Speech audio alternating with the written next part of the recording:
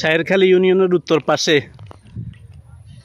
মিরসরাই জাতীয় শিল্পনগরের দক্ষিণ পাশে বিশাল অঞ্চল জুড়ে তরমুজের আবাদ।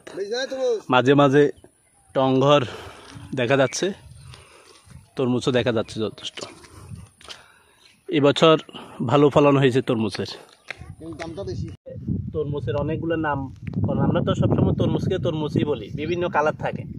তবে এই তরমুজটার নাম ওনারা বলছে বিপটুপ সুপার।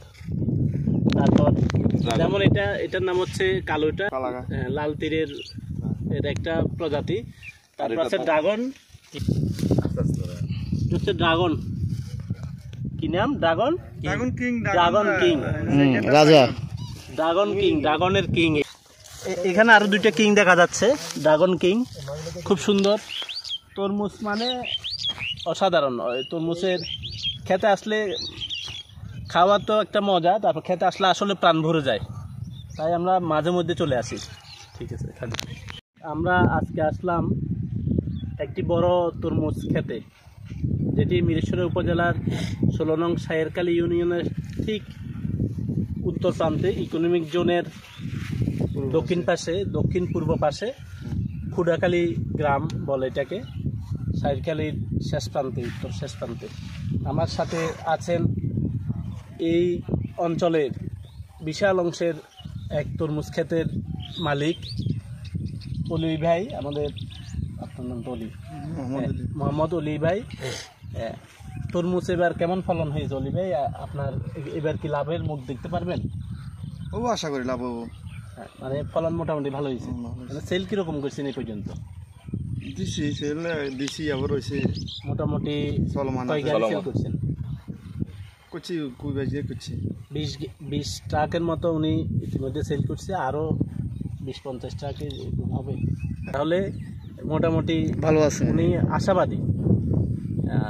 ওনার বাড়ি হচ্ছে সুবর্ণচর। সুবর্ণচর থেকে ওনারা এক ঝাঁক অনেক মানুষ এখানে এসে তরমুজ ক্ষেতটা করে, পাশাপাশি লোকাল মানুষ তো আছে। এক একজনের মজুরি কেমন দেন?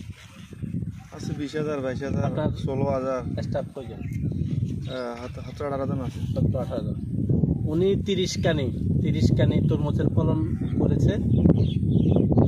প্রচুর খরচ তরমুজ খেতে, যদি ফলন ভালো হয় তাহলে লাভবান হবে। আমরা আজকে কিছু তরমুজ দেখাবো।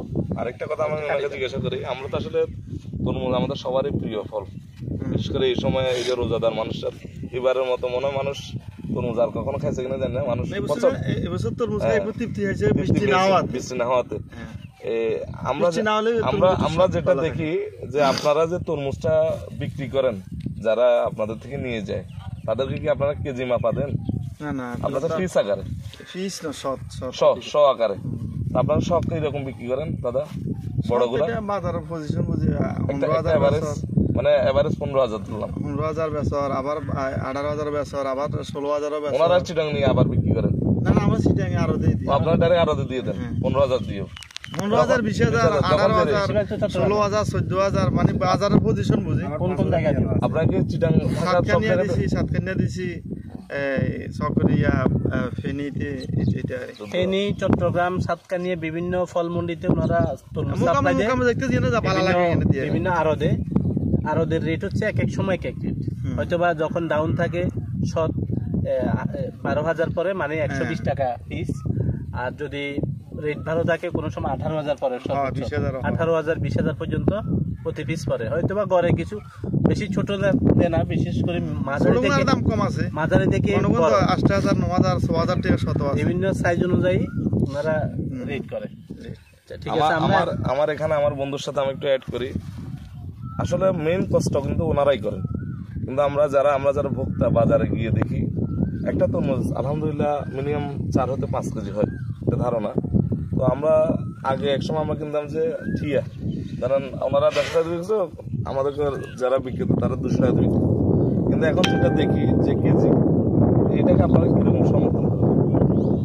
কেজি এটা তো ব্যবসায়িক, যারা ব্যবসা করে তারা কর্মে কিনলে বেচে, কি আসল বিষয়। এখন তারা যত কেজি দামে বিক্রি করে, তাহলে আপনারা কি কেজিতে বিক্রি করা উচিত কিনা? কেজি মেজি এত ফের আমরা দিবেন আমার সময় না মাল হচ্ছে বেশি আমরা টাকে মাল দিই তারা মনে করেন মালিক গা বেচের কেজি বেচক ফিজ বেচক কাড়ি বেচক এটা হাতে ইখতিয়ার এটা তার আগে কোনো দেখার বিষয় না। হচ্ছে তরমুজ চাষিদের টংঘর।